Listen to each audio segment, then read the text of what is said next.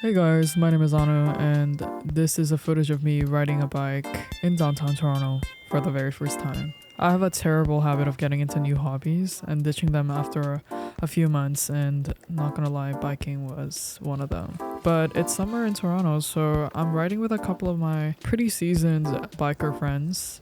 I figured what better way to get started than to follow their footsteps. Coincidentally, they were hosting a small farmers market in the nearby park, so we decided to visit it. I've personally never seen this park as lively as it is this day, so it really proves the point that summer brings the best out in Canadians. And days like this actually makes it worth it to leave the house.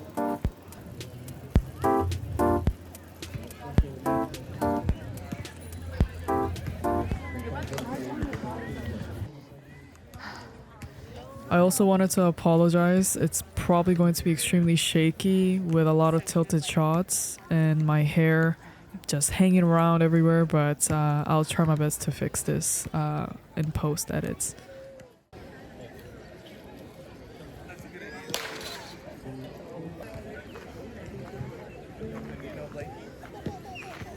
Anyhow, here's some cute compilation of the photos I took with my Olympus EM5 Mark II.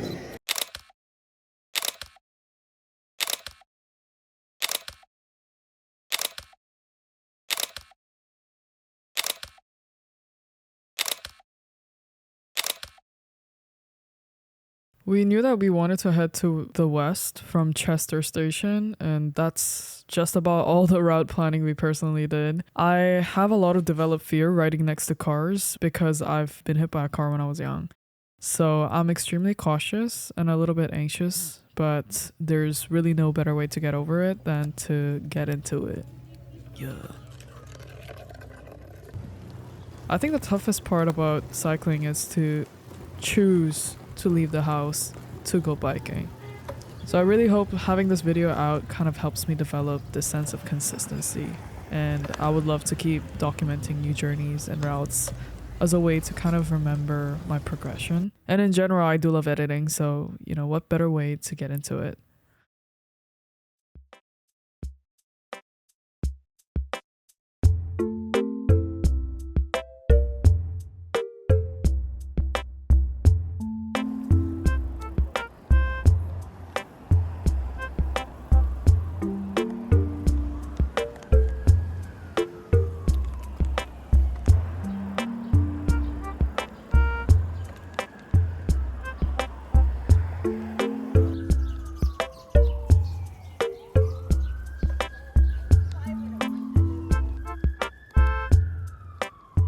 Biking for the first time on the road actually felt a bit meditative in a way that kind of connects you to the moment. That being said, I've been hearing a lot about bike theft stories from friends, and I've been seeing a lot of posts on Instagram of people getting their bikes stolen in Toronto. So I'm quite afraid to be locking my bike outdoors, especially with these quick release wheels that I have on. So any tips of giving a bike thief an extremely hard time, please drop it down in the comments, and any advice would be good advice at this point.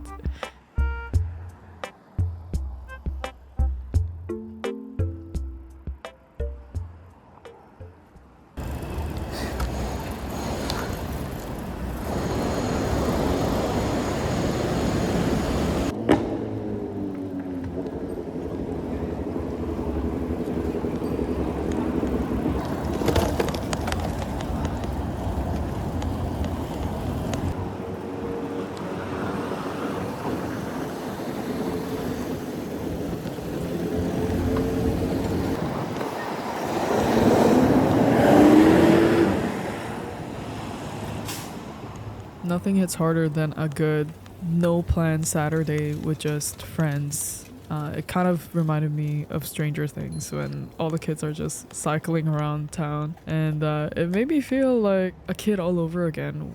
Thankfully enough, like, a lot of the cars were extremely gentle and quite patient. I feel like it may have something to do with beginner's luck, but who knows.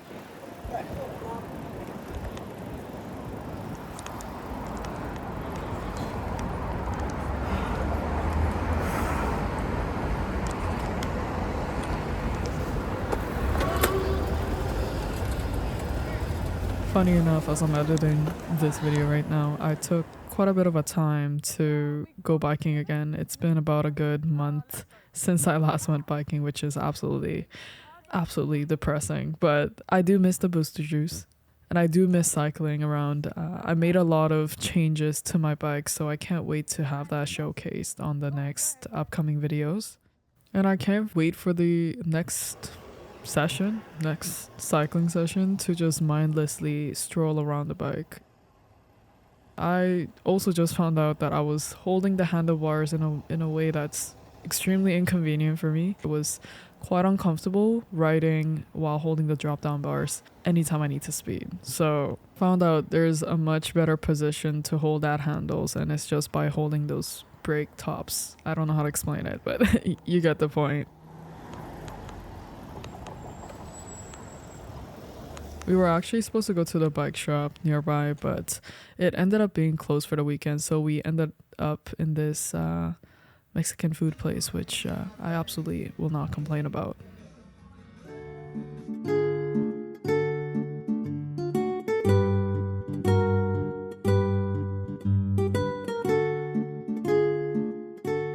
So actually, I bought this bike off of Facebook Market for about $375 if I'm correct, and it is a Opus Legato gravel bike from about the year 2018 or 2016. I ended up changing some components or adding some new components, so you see that I have some unboxing that I'm doing here.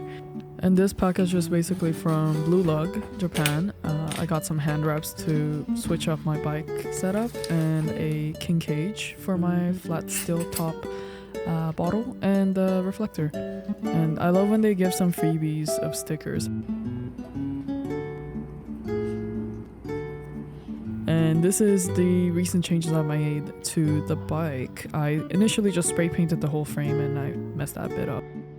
And that's where you see the handlebars being changed. It feels like a whole new bike when you change the handlebar taping, so I love that. And I put some decals on it because it started looking really dull. Even though this is not a Shurelee bike, I ended up just putting those Shurelee decals on it just so it can spice it up. But it ended up blending into the bike frame's color, so maybe in the future I might just have to put another decal. But this is a terrible way to go about if you want your bike to not be stolen. But I think any bike enthusiasts probably would know that this isn't a Shurelee bike, so I think we're okay. But it's just to spice up the overall vibe of the bike, and this is a comparison view of how it was. Initially, the sticker bombing the bike was supposed to be my best efforts of covering the bike logo as much as possible. One of the reasons why I ended up spray painting the whole bike was that there was branding everywhere to the point where it was just so overwhelming. So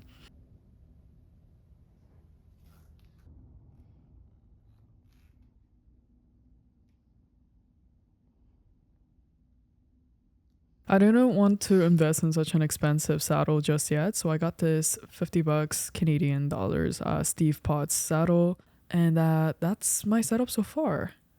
Thank you guys all for watching this video, and I really hope I keep biking. Anyhow, see you all on the next one. Take care.